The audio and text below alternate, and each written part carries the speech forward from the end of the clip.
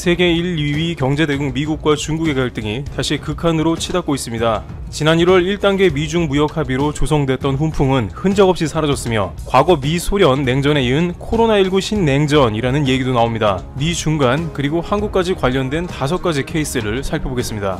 첫 번째, 대결별 그레이트 디커플링. 미국 외교 전문지 포린폴리시는 미국과 중국이 1970년대에 닉슨 독트린으로 냉전을 청산한 후 줄곧 가까워지며 40년간 협력을 확대했지만 오늘날 미국 정책 설계자들은 중국과 경제적, 지정학적 대결에 몰두하고 있다고 진단하면서 이러한 거대 전환을 대결별 더 그레이트 디커플링으로 규정했습니다. 이제 미국과 중국은 무역 전쟁에 이어서 코로나19로 인한 전격적인 대립 양상으로 치닫는 것을 의미하는 것입니다. 트럼프 대통령은 코로나19로 자신의 재선이 암울해지자 전격 책임을 중국에 돌리는 스탠스를 취하고 있습니다. 트럼프 대통령은 심지어 14일 폭스 비즈니스 방송에 출연해 중국과 모든 관계를 끊을 수 있다고도 강경 발언을 내놓기도 했습니다. 일각에서는 트럼프 대통령이 말만 강경하게 하지 실제로는 그럴 수 없다고도 하는데요. 미국과 중국 무역 규모가 매우 큰데다가 양국의 기업들이 서로 입점해서 영업을 잘하고 있는 경우도 많기 때문에 단지 정부가 개입해서 이런 문제가 해결되겠냐는 것입니다. 그러나 이것은 미국 의회의 움직임도 수반되는 실제적인 조치로 트럼프 행정부와 미국 의회는 미국과 중국의 경제적 결속을 끊고 대중국 의존도를 낮추는 대책을 본격적으로 검토하고 있습니다. 또한 일정 부분 자국 기업이 피해를 보더라도 중국과는 점점 멀어진다는 방향이 초당적인 지지를 받고 있습니다. 국가 안보와 연관된 기술에 대한 수출 규제, 추가 고율 관세, 중국 내 미국 생산기지의 귀환, 리쇼어링 강요, 세계무역기구 탈퇴 등이 대표적인 사례입니다. 이는 중국에 대한 높은 의존도를 낮추고 미국 내 생산을 늘리는 방식으로 공급사슬 자체를 뒤바꾸겠다는 움직임입니다. 미국의 이러한 산업통상 기조는 팬데믹으로 폭발적 추진력을 얻는 분위기입니다. 두 번째, 미국 팬데믹으로 중국 철수 결심 구처. 미국의 이러한 보호주의의 거센 파고는 다국적 기업의 생산시설 이전 등 사업 모델 변화를 유도할 것으로 예상됩니다. 실제로 이번에 미국은 팬데믹에 필수라는 마스크조차도 자국에서 제대로 공급이 안 되어서 중국에 있는 미국 기업인 3M을 압박해서 독일에 보낼 마스크를 중간에 낚아채는 모습도 보였습니다. 따라서 미국에 필요한 기업들은 자국에 들어앉힌다는 겁니다. 기존에는 중국에 들어가 있는 미국 IT 기업과 기술, 보안 관련된 분야를 중점으로 미국 의회가 문제를 삼았으며 경계했으나 이제는 팬데믹과 같은 국가 비상사태도 고려해서 의료장비 관련한 분야도 상당 부분 리쇼어링을 계획한다는 점입니다.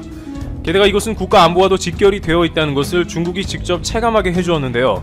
중국은 미국이 대량으로 마스크가 필요한 시점에 미국이 중국에 대한 책임론을 본격적으로 제기하자 중국의 법을 바꿔서 미국의 마스크 수출을 늦추는 모습을 보이며 미국을 긴장시켰습니다. 따라서 앞으로 중국이 미국의 안전을 위협하는 어떤 요소라도 미국은 자국으로 귀환시키려 할 것입니다. 세 번째, 본격화되는 화웨이 제재. 미 상무부는 15일 중국 통신장비업체 화웨이가 미국의 기술로 제작된 반도체를 공급하지 못하도록 제한하겠다고 발표했습니다. 상무부는 성명에서 미국의 특정 소프트웨어와 기술의 직접적인 결과물인 반도체를 화웨이가 취득하는 것을 전략적으로 겨냥해 수출 규정을 개정하겠다고 밝혔습니다. 이러한 화웨이 관련 논의는 계속되어 왔으나 미중 무역전쟁이 합의되기 시작하면서 흐지부지 되는 게 아닌가 했습니다만 이번 팬데믹 사태로 인해서 미국은 방향을 완전히 틀었습니다. 이에 따라 미국 장비를 활용해 반도체를 제조하는 외국 업체들은 특정 제품을 화웨이에 공급하기 위해선 미국으로부터 반드시 허가증을 받아야 합니다. 여기에는 한국의 반도체 업체도 당연히 포함됩니다. 다시 한번 미국의 동맹체와 함께 중국을 압박하겠다는 건데요. 폼페이오 장관은 지난 13일 이스라엘 공영방송 칸11 인터뷰에서 전세계에 걸친 중국의 투자에 대해 우려를 갖고 있다고 언급했습니다. 이것은 전세계 동맹국들에 대해서도 대중 압박에 동참할 것을 요구하는 것입니다. 중요한 점은 이것이 예전과는 다르게 유럽 등의 미국 동맹에 상당한 호응을 불러낼 수도 있다는 점입니다. 예전부터 미국은 중국 화웨이의 5세대 5G 장비를 채택하지 않도록 줄기차게 요구해왔는데요. 독일이나 영국 등 미국의 주요 동맹국들은 미국의 요구를 적극적으로 수용하지 않는 모습이 보이기도 했습니다. 그런데 이제 전세계적으로 팬데믹 책임론이 아무래도 중국에 쏠리는 모습이 나오면서 이러한 미국 주장이 예전보다 훨씬 더 탄력을 받게 된 모습입니다. 폼페이오가 주장하는 위험이 어느 때보다 와 닿는 국면이기 때문입니다. 그러나 미국의 이러한 움직임은 인텔이나 퀄컴을 비롯해 미국과 관련한 IT 기업 매출에 큰 타격이 예상됩니다.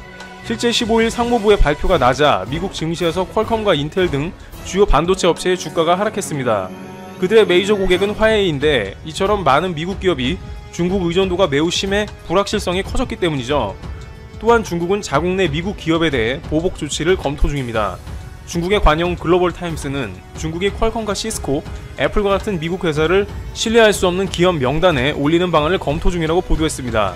이렇게 되면 중국 내에서 살아나는 애플과 같은 회사도 압박을 받아 실적이 크게 감소할 수 있습니다.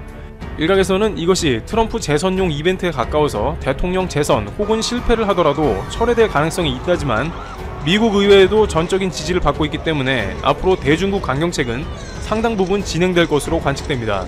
네 번째, 삼성전자 어떻게 되나? TSMC는 15일 발표한 성명에서 약 120억 달러, 15조 원을 투자해 애리조나주의 5나노미터 공정 반도체 공장을 건설할 예정이라고 밝혔는데 이것은 반도체도 아시아를 탈피해 미국 중심으로 가자는 뜻으로 풀이되고 있습니다. 결국 이것은 삼성전자가 직면하는 경쟁이 좀 더 치열해진다는 뜻으로 풀이가 되는데요. 업계에서는 삼성전자가 미국에 추가 투자할 것이라는 예상도 나옵니다. 미국 접근성이 떨어지기 때문이죠. 현재 세계 파운드리 시장은 TSMC가 독보적인 1위이고 삼성전자가 추격하는 상황입니다. 시장 조사업체 트렌드포스에 따르면 파운드리 시장에서 올해 1분기 TSMC의 점유율은 54%, 삼성전자 점유율은 18% 수준입니다. 삼성전자가 극자외선 EUV 기술 적용 확대 등으로 점유율을 확대할 것이라는 관측도 있었으나 코로나19 영향 등으로 되려 소폭 감소한 것으로 분석됩니다. 삼성전자의 성장이 다소 정체된 상황에서 TSMC가 미국에 공장을 지으면 삼성전자에는 악재일 수밖에 없습니다. 반도체 업계 관계자는 TSMC 미국 공장이 완공되면 미국 고객사들과 접근성이 높아지는 것이라며 파운드리 시장을 장악하고 있는 TSMC가 기술력 마케팅의 접근성까지 더해 미국 고객 수주에서 유리한 고지를 점령할 수 있다고 말했습니다. 따라서 삼성은 이에 대해 대응하는 모습이 나오고 있습니다. 삼성전자는 현재 미국 텍사스주 오스틴에 파운드리 공장을 두고 있으며 공장 증설을 목표로 인근의 부지를 확보한 것으로 알려졌습니다. 아직 공장 착공은 안 했습니다만 미국 상황을 보면서 작업에 착수한다는 방침으로 전해집니다. 그런데 일각에서는 미중 갈등 격화로 미국에서 제한받는 화웨이 등 중화권 업체들이 TSMC보다 삼성전자를 선호하게 돼 삼성전자의 기회가 될 수 있다는 예상도 있습니다. 그런데 중화권 업체들이 삼성전자와 본격적으로 협업을 할 때 미국이 이에 대해서 어떻게 나올지 아직은 모르기 때문에 앞으로 미중 간에 한국이 눈치 보는 상황이 나올 수도 있습니다. 네 번째, 미중 간 군사 분야 마찰 심화. 설상가상으로 군사적인 대립도 더욱 심화되는 모습인데요. 최근 중국이 코로나19의 세계적 대유행을 틈타 남중국해에서 군사적 영향력을 확대하고 경제적 이득을 얻으려 하자 미 국방부는 이를 즉각 인지하고 비판하면서 남중국해의 군사작전을 곧바로 수행하기로 결정했습니다. 미국 국방부는 중국 인민군의 자유로운 움직임만큼은 절대 용인해서는 안 된다고 보기 때문입니다. 미국은 최근 몇 주 사이 남중국해에 잇따라 함정을 파견하고 전략폭격기를 출격시키는 등 위력 시위를 통해 중국에 아주 공개적인 메시지를 보내고 있다고 미국 CNN 방송이 14일 전했습니다. 중국 본토와 대만 사이의 좁은 바다로 중국이 자국 앞바다로 간주하는 대만 해협을 미 구축함 베리가 지난달 23일, 구축함 맥켄벨함이 이달 13일 각각 통과하면서 중국의 반발을 사기도 했습니다. 이렇게 남중국해에서 양국이 계속 신경전을 벌이는 것은 미중 간의 패권 싸움이 당연히 전제되어 있기도 하지만 남중국해에 인접한 국가들이 친미 라인들로 구성되어 있고 이들이 상당한 피해를 호소하며 괴로워하기 때문인데요. 존 아퀼리노 미 태평양 함대 사령관은 중국 공산당이 동남아시아인들을 석유 가스 어업 문제로 괴롭게 하는 패턴을 끝내야 한다며 수백만 명의 사람들이 생계를 위해 이 지역 자원에 의존하고 있다고 비판했습니다. 따라서 안 그래도 팬데믹 상황으로 대치 중인 양국은 태평양의 패권 싸움을 치열하게 벌일 것으로 관측됩니다. 다섯 번째, 한국 미국에 국방비 얼마나 줘야 하나? 이렇게 미국이 남중국해까지 신경 쓰며 국방비가 늘어가니 한국과 일본에도 방위비 압박을 더욱 하게 되는 것입니다. 미국의 방향은 국가재정을 더 이상 예전과 같이 세계의 경찰 역할을 하며 재정이 소비되는 상황은 끝맺고자 합니다. 4월 말 미국은 괌에서 전략폭격기를 철수시키며 대북 정책을 다소 완화하는 게 아니냐는 분석이 잇따라 제기되었습니다. 그런데 미국은 이에 대해서 폭격기 배치 예상을 어렵게 해서 오히려 역동적인 군사작전을 전개하겠다고 밝혔습니다. 실제로 군 소식통에 따르면 미국은 최근 괌 앤더슨 기지에 B-1B 랜서 폭격기 4대와 약 200여 명의 관련 장병을 배치했습니다. B-52가 물러가고 그 자리에 오히려 다른 전략자산이 들어와 태평양 인근 미국의 영향력이 줄어들 수 있다는 우려를 불식시킨 것이라고 볼 수 있는 것입니다.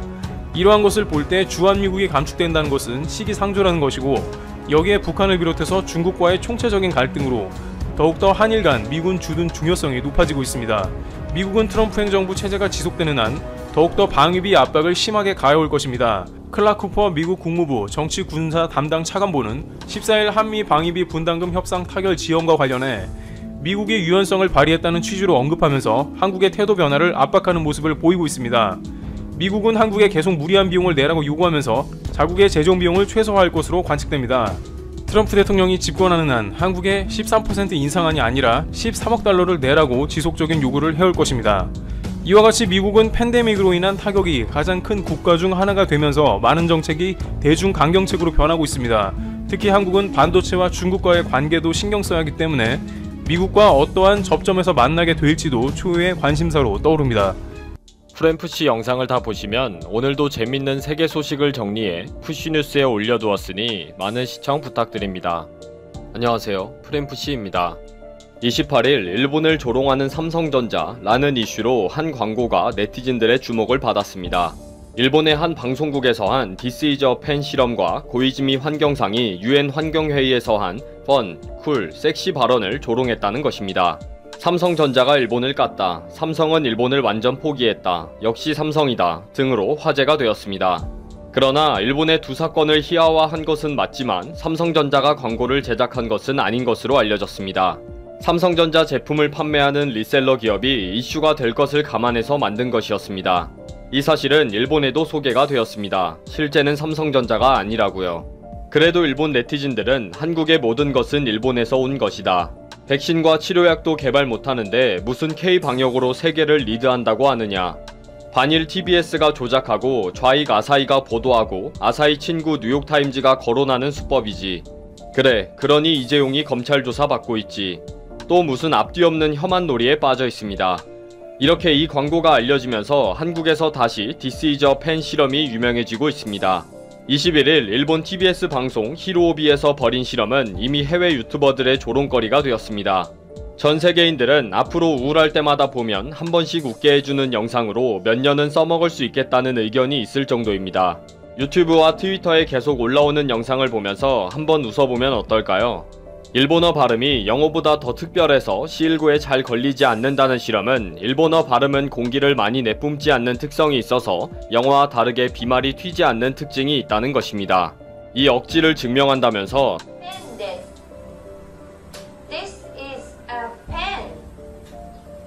This is a pen. 똑같이 영어 단어 펜을 발음하면서 일본어를 사용할 때는 약하게 발음하기 때문에 트위터에서는 이것을 놀리는 영상들이 계속 올라왔습니다.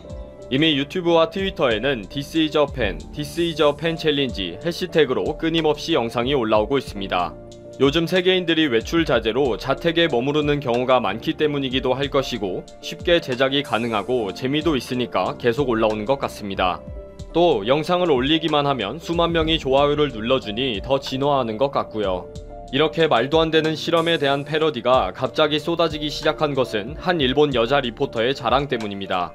일본에서 해외 언론의 리포터로 활동하고 있는 쿠루미 모리가 트위터에 일본이 어떻게 C19를 억제할 수 있었는지에 대한 이론이라면서 TBS의 방송을 링크해서 자랑스럽게 해외에 소개를 합니다.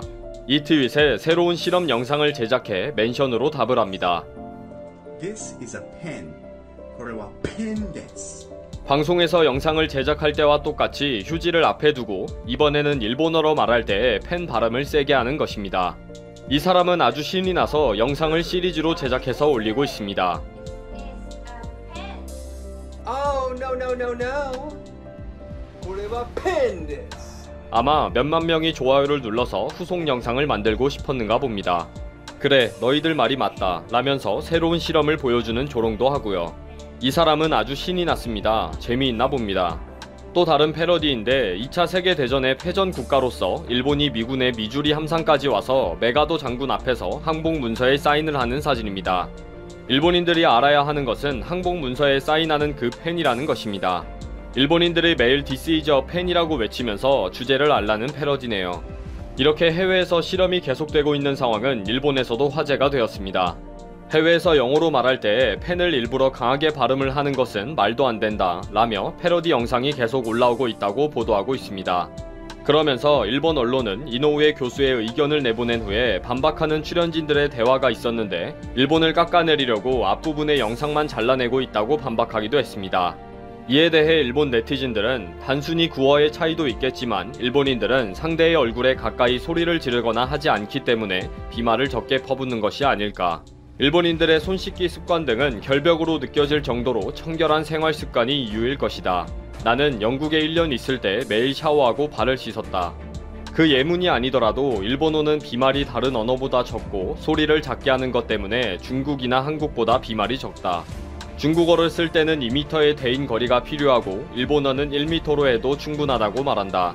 일본어는 심오하니까 말로도 깊은 의사소통이 가능하다. 영어는 바디랭귀지가 필요한 언어이지. 만지고 쓰다듬고 포옹하고 하다보니 감염이 더 잘 되는 것이다. 일본어는 입 안에서만 발음하고 영어는 입 밖으로 소리를 내면서 발음하지. 확실히 영어가 숨을 내뿜는 발음이 많아. 원어민처럼 영어 회화를 내가 발음을 할 때에도 혀를 많이 찬다. 그러니 비말이 많이 튈 수밖에 없다. 완전히 할 말을 잃게 만드는 댓글들입니다. 날로 발전하는 This is a Pen 패러디 영상이 어디까지 언제까지 패러디 될지 궁금하네요.